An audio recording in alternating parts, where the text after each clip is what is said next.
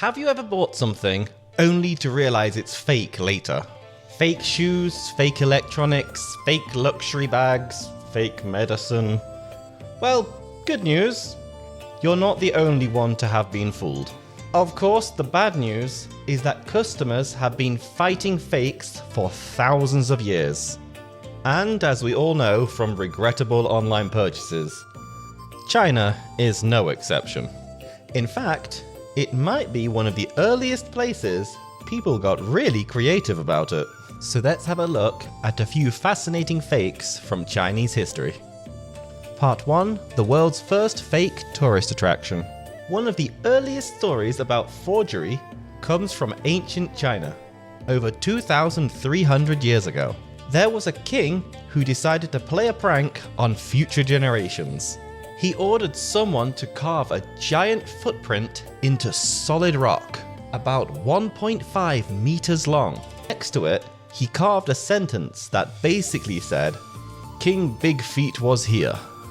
His idea was that later travelers would look at it and think, "Wow, people back then were huge."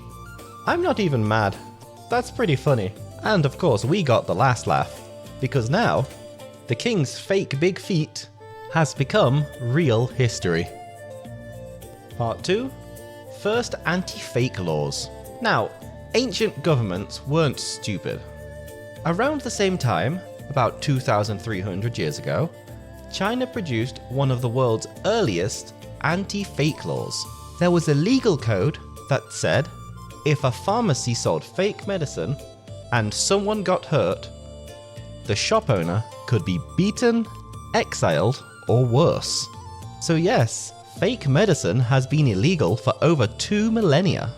A famous scholar once got sick, took medicine, and got worse. When the doctor was summoned, he said, "Well, it's not my fault." In a way, he was right. It turns out the pharmacy had sold fake ingredients. So yes, even top officials and respected doctors couldn't escape counterfeits. And speaking of top officials, Part 3.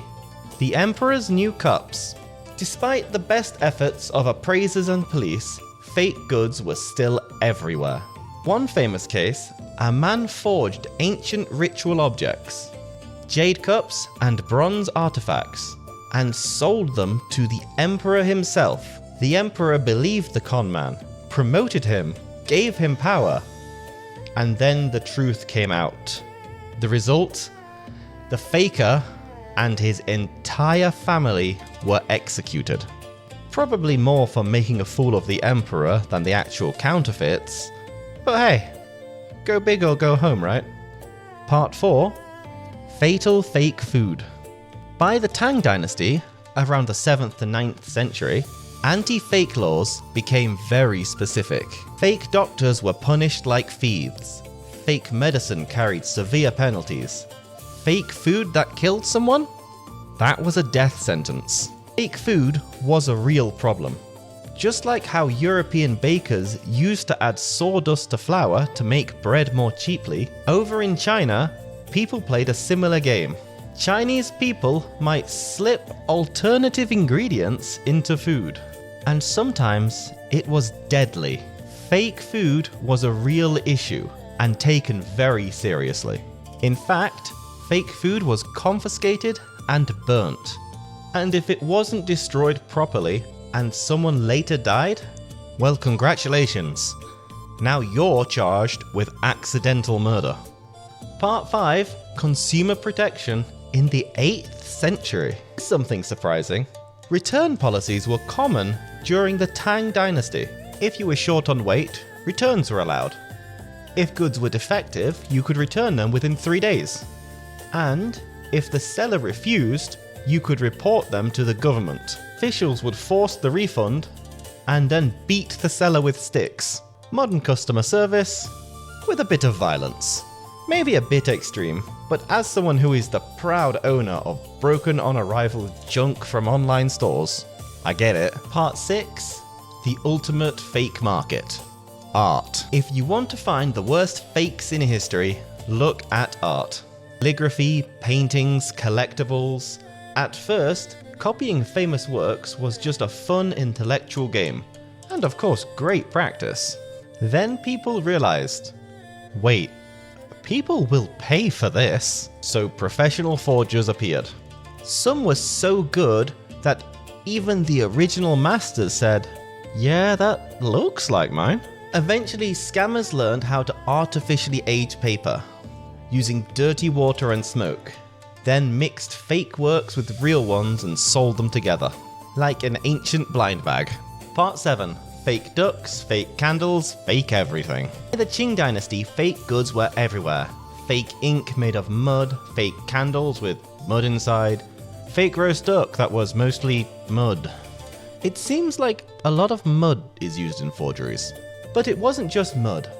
Fake leather boots made of paper that dissolved in the rain were also something to be careful of. In fact, even the flowers were fake. By the Song dynasty, things got wild. The capital city became famous for one thing. Everything was fake. Even the flowers. Old women sold potted plants that looked healthy and fresh. Buyers took them home. And a few days later, the plants were dead.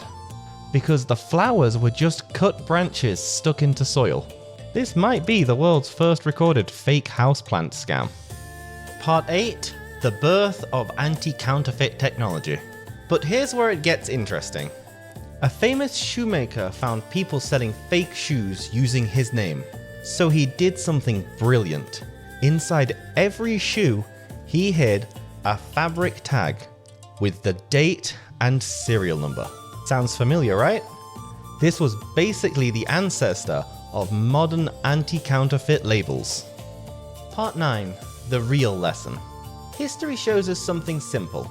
Fake goods thrive when demand is high, supply is limited, and people want shortcuts.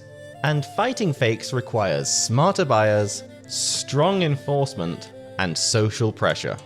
People have been learning these lessons over and over again for thousands of years. So, if you've ever felt embarrassed for buying something fake, relax. You're part of a very old human tradition.